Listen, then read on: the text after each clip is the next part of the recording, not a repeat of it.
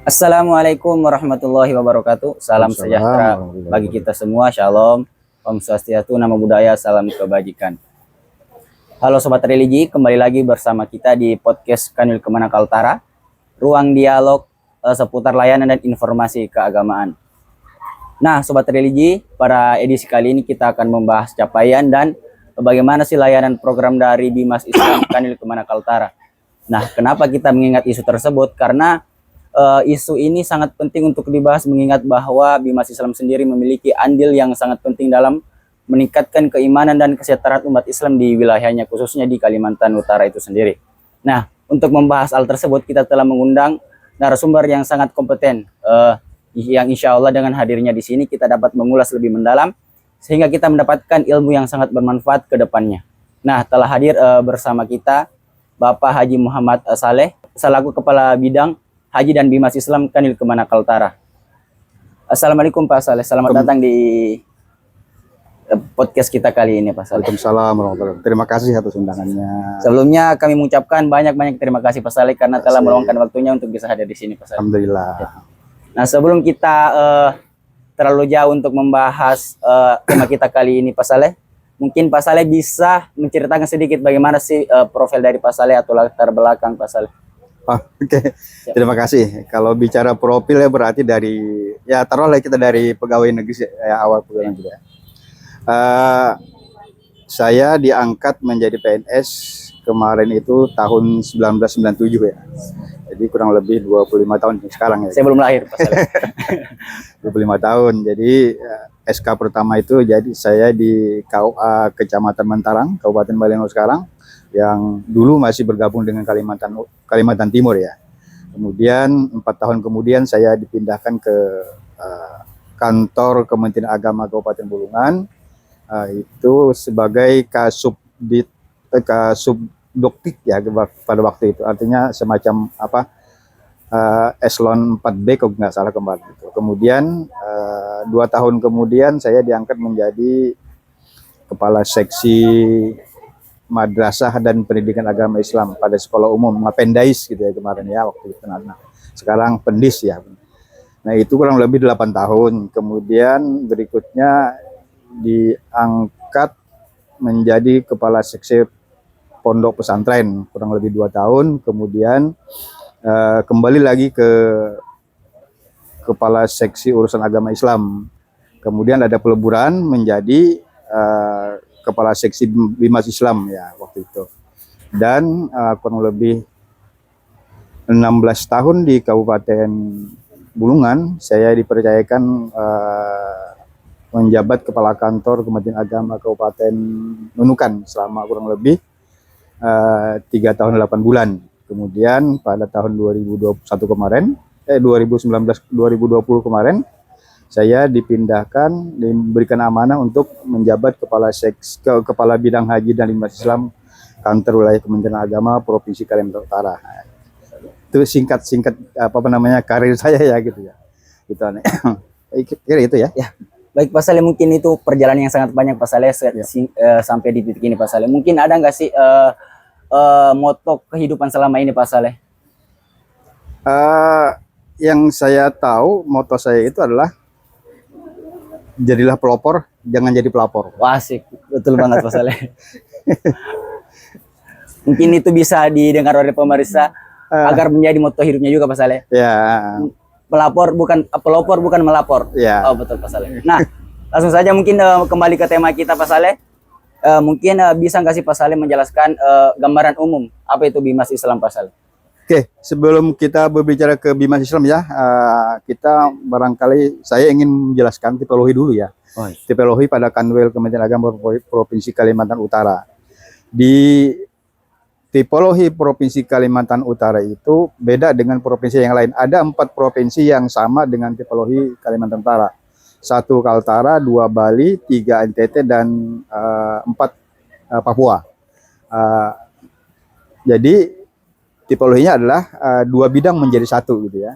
Artinya bidang haji dan bimas Islam menjadi 1 menjadi kepala bidang haji dan bimas Islam. Oh, iya. Nah, ini baru ada apa sudah ada di 4 provinsi lainnya tidak. Jadi memisah gitu ya. Jadi 2 bidang menjadi 1 Oh, iya. bidang. Nah, di Bimas Islam sendiri, kalau kita berbicara ini sangat luas sekali ya, Bimas Islam. Yang pertama barangkali kita cakapan kerjaannya itu, cakupan pekerjaannya itu adalah luas sekali. Yang pertama KUA, dua keluarga sakinah, ketiga penyuluh, keempat penghulu, kelima majelis taklim dan lain sebagainya, banyak Pak. Banyak sekali di Masjid Islam itu. Dan sampai saat ini alhamdulillah bisa berjalan dengan bagus walaupun barangkali masih kurang dari harapan kita ya gitu. Gitu. Masih ada kendala-kendala yang kita hadapi dalam menjalankan tugas ini. Tentu setiap organisasi apapun atau barangkali institusi apapun yang namanya itu pasti adalah kendala-kendala yang kita hadapi. Terlebih juga di Bimas Islam ya gitu. Nah, mendengar pernyataan dari Pak Saleh ini, saking banyaknya program-program dijalankan oleh Bimas Islam sendiri, ada nggak sih program-program prioritas yang sedang dijalankan ini saat ini Pak Saleh? Banyak. Artinya ada yang memang di program prioritas adalah program nasional ya. Artinya kayak Keluarga Sakinah itu program nasional yang sudah lama kita jalankan dari pusat sampai ke daerah. Kemudian kursus Keluarga Sakinah, khusus Catin, calon pengantin dan lain sebagainya, khusus remaja-remaja calon pengantin dan usia muda dan sebagainya ada semua gitu. Cuman permasalahannya adalah bahwa kendala-kendala yang kita hadapi ini mungkin juga agak sama dengan di daerah lain, terutama barangkali ya kondisi geografis kita yang mungkin berbeda dengan misalnya Sulawesi, kemudian Jawa dan lain sebagainya, karena memang provinsi Kalimantan Utara ini memang sangat beda, dimiliki oleh dua pulau, yaitu Pulau Tarakan dan Pulau Nunukan ya gitu ya. Dan ini sangat sulit sekali untuk mengkoordinasikan dengan kegiatan-kegiatan yang kita laksanakan, tetapi karena memang alhamdulillah ya dengan teman-teman di seluruh provinsi Kalimantan Utara, terutama KUA dan penyuluh-penyuluh agama itu, program-program yang digelontorkan oleh pemerintah pusat pelan-pelan berjalan dengan bagus sesuai dengan harapan kita gitu ya. Artinya sampai saat ini kendala-kendala yang kita perkirakan dan kita prediksi akan muncul, tapi berkat kerja keras teman-teman kepala KUA, teman-teman penyuluh dan teman-teman majelis taklim, kemudian teman-teman lembaga-lembaga keagamaan Islam yang bersinergi, semua itu alhamdulillah bisa terselesaikan dengan bagus. Termasuk barangkali konflik-konflik keagamaan dalam agama Islam gitu ya. Artinya bisa terselesaikan berkat karena barangkali koordinasi kita yang cepat, kemudian sinergitas kita yang bagus, ditambah juga sinergi kita ke pemerintah daerah gitu ya. Artinya pemerintah daerah tidak menutup mata dalam hal ini gitu kan. Karena memang akibat dari misalnya perselisihan paham agama itu akan menimbulkan barangkali keresahan di masyarakat gitu ya. Itu yang kita antisipasi. Nah, saya dengar pernyataan Pak Saleh tadi nih, adanya hambatan-hambatan Pak Saleh. Ada nggak sih inovasi khusus Pak Saleh? Mengingat letak geografis Kalimantan itu jalannya masih banyak yang rusak Pak Saleh, jaringan kurang stabil biasanya. Atau akses jalan menuju Krayan yang sangat susah untuk dilalui Pak Saleh. Ada nggak sih inovasi-inovasi khusus Pak Saleh? Kalau inovasi itu ya pasti ada ya. Pasti ada, tetapi barangkali kalau boleh saya katakan kelasnya barangkali berbeda. Kelasnya gitu ya. Misalnya barangkali kalau inovasi kita mungkin agak kelas-kelas menengah atau kelas rendah, masih dalam tahap-tahap kewajaran gitu ya. Saya mempersepsikan bahwa inovasi itu bisa dilakukan dengan bagus ketika kedua belah pihak antara kita dengan masyarakat, ya itu artinya sama-sama diuntungkan gitu dari hasil inovasi itu baru inovasi dan inovasi itu tidak merugikan salah satu pihak gitu ya, tidak merugikan salah itu baru inovasi namanya. Artinya perubahan itu tidak merugikan semua pihak gitu. Artinya diuntungkan semua pihak, itu berinovasi. Nah, tapi kalau inovasi merugikan salah satu pihak, kemudian menguntungkan salah satu pihak, itu menurut saya bukan inovasi. Itu barangkali semacam macam akal-akalan saja kan begitu. Dan berkodok inovasi, gitu ya. Itu yang kita mungkin ini persepsi saya ya gitu, inovasi begitu. Oh ya betul. Mungkin bisa di-spill atau diterangkan kepada pemirsa apa sih salah satu inovasinya Pak Saleh? yang sedang dijalankan di Mas Di Islam? Bimas Islam ya. Inovasinya kemarin di Nunukan ya, di Nunukan itu ketika saya bertugas di sana, saya apa namanya, kami ya, bukan saya, karena Iya. kami itu bekerja sama gitu ya. Kami menggaungkan, dan alhamdulillah sampai saat ini berjalan dengan bagus. Artinya Pulau Santri Pulau di Santri. Pulau Sebatik, kemudian Kampung Sadar Jakat juga di Pulau Sebatik gitu ya. Artinya muncul itu memberikan motivasi kepada masyarakat kita agar supaya perlunya pendidikan kepada masyarakat, perlunya madrasah, perlunya zakat dan lain sebagainya. Karena ini sangat-sangat berhubungan sekali antara zakat dengan pendidikan dan lain sebagainya gitu ya. Dan ini sebuah inovasi yang luar biasa bagi saya gitu kan, dari teman-teman di daerah pada waktu itu gitu. Nah, hal ini juga kami juga memprogramkan bahwa Kampung Sadar Jakat bukan hanya berkembang di Kabupaten Nunukan saja, kami upayakan untuk minimal setiap provinsi, setiap kabupaten itu muncul ada Kampung Sadar Jakat. Kalau Kampung Zakat kan ada ya. Kampung Zakat itu memang program pemerintah dari atas ke bawah untuk memakmurkan, barangkali membantu pada masyarakat untuk mengatasi kesulitan-kesulitan hidup ya gitu. Tetapi Kampung Sadar Jakat ini muncul dari bawah, muncul dari inisiasi masyarakat, muncul dari tokoh-tokoh masyarakat, perlunya Kampung Sadar Jakat, perlunya berzakat, perlunya berinfak dan sebagainya. Ini ke wilayah zakat ya. Karena ini adalah wilayah di Islam ya. Nah, alhamdulillah bukti nyata sebagian masyarakat telah mendapat hasil dari Kampung Sadar Jakat itu. Misalnya berbagi sembako kepada masyarakat miskin, kemudian ada bantuan-bantuan dari Basnasnya untuk membantu barangkali kepada masyarakat yang membutuhkan, misalnya ketika kecelakaan, berduka cita, berduka dan sebagainya, itu sudah disalurkan oleh Kampung Sadar Zakat itu. Iya, betul. Yang ini memang otomatis adalah di bawah Badan Amil Zakat Nasional Provinsi dan Kabupaten Kota di Kaltara gitu. Ini sebuah inovasi kan. Mungkin inovasinya sangat inspiratif pemirsa. Nah, mendengar bagaimana pernyataan Pak Saleh banyaknya inovasi dan program-programnya, bagaimana sih Pak Saleh memaksimalkan program tersebut atau inovasi tersebut dengan melakukan kolaborasi dengan berbagai instansi di luar atau secara internal Pak Saleh? Ya, satu barangkali benahi manajemen kita ke intern kita, intern kita, kemudian tingkatkan kompetensi sumber SDM kita. Kemudian kalau sudah itu menjadi standar, bukan kita yang kepengen bekerja sama dengan orang lain, tetapi orang lain yang kepengen bekerja sama dengan kita. Nah, ini yang kita harapkan. Artinya apa?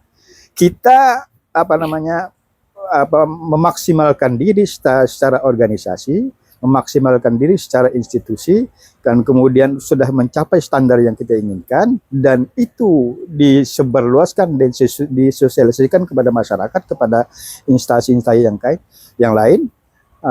Kemudian kalau sudah tahu, bukan kita mencari Mitra. kerjasama gitu kan, bahkan orang lain akan bekerjasama dengan kita gitu kan. Ini yang kita harapkan. Artinya kita benahi dulu manajemen kita, benahi dulu SDM kita, benahi dulu semua yang menjadi kendala di dalam suatu organisasi, baru kita akan mengekspos kemampuan kita secara institusi ya. Betul. Saya masih secara institusi.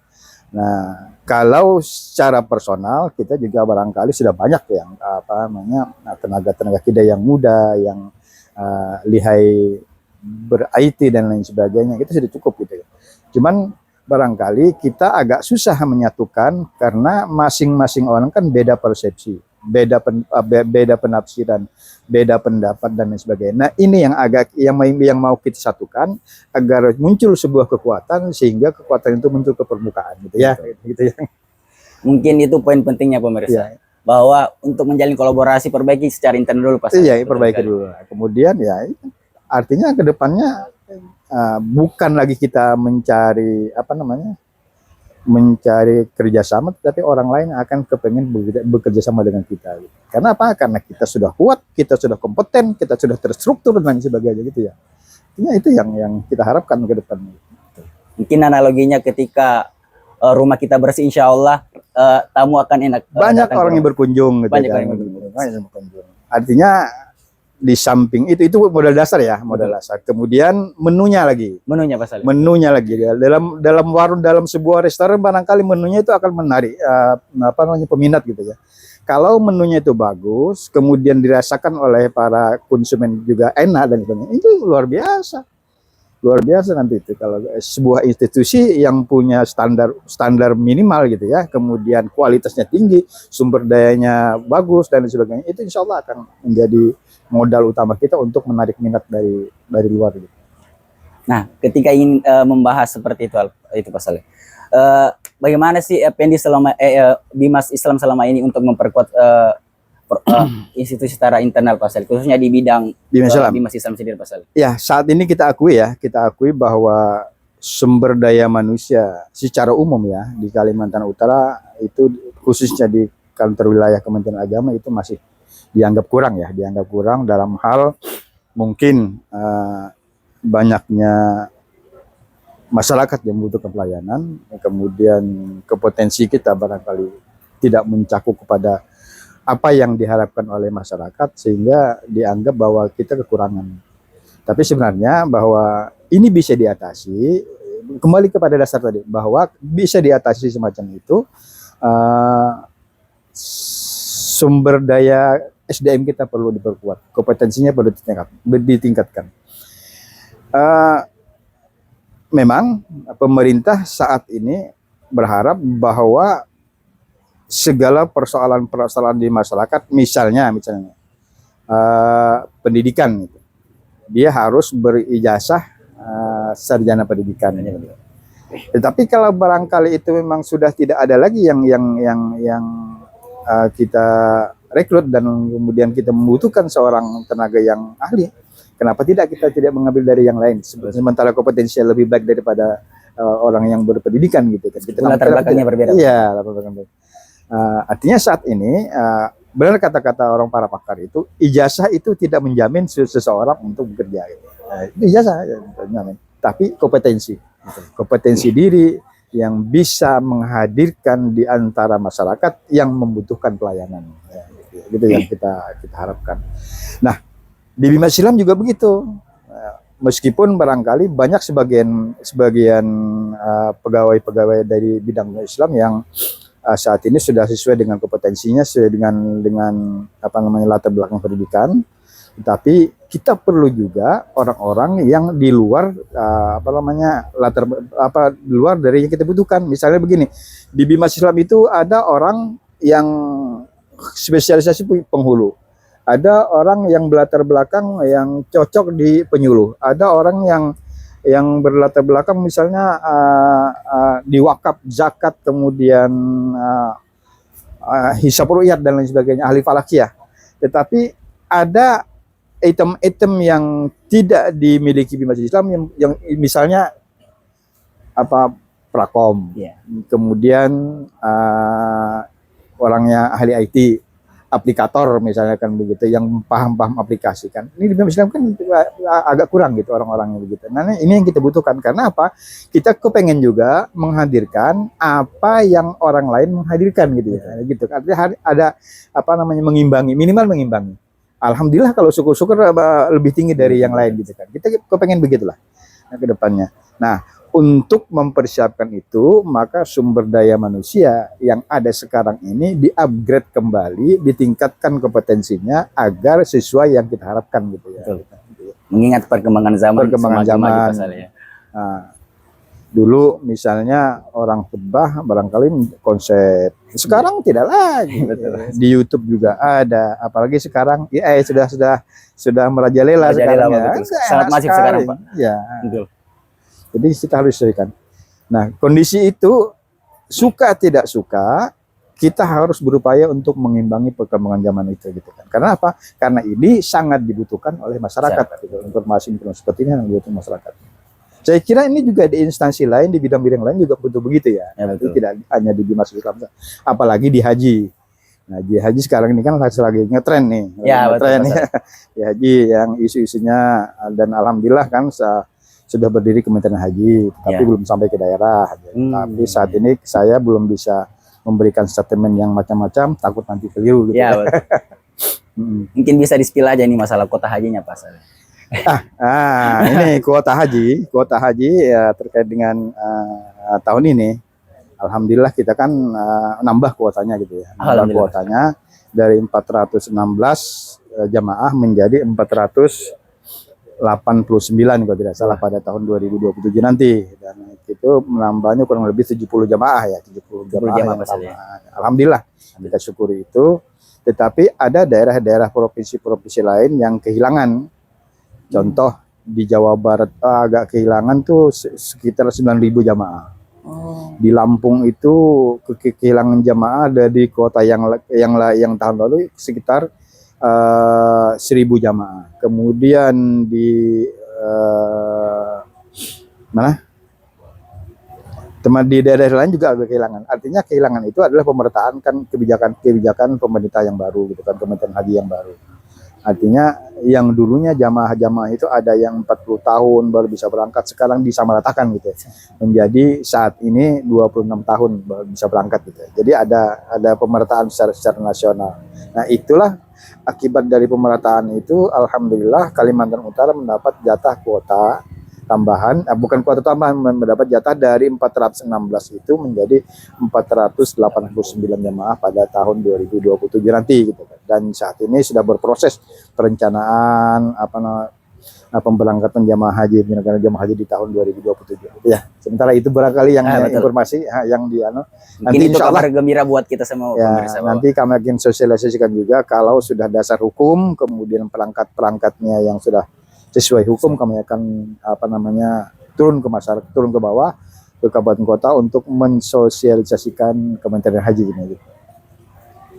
Ya mungkin karena sudah lama nih Pak Saleh kita bincang-bincang, mungkin statement penutup Pak Saleh. Closing statement dari Pak Saleh mungkin buat pemirsa di rumah. Ya, sedikit barangkali akhir-akhir ini barangkali media-media sosial ya, terutama di teman-teman yang keluarga besar Kementerian Agama, baik itu di kabupaten kota maupun di provinsi, dan keluarga besar ini ya masuk madrasah, masuk majelis taklim dan sebagainya, termasuk keluarga di rumah gitu ya. Dan media sosial saat ini sedang merajalela.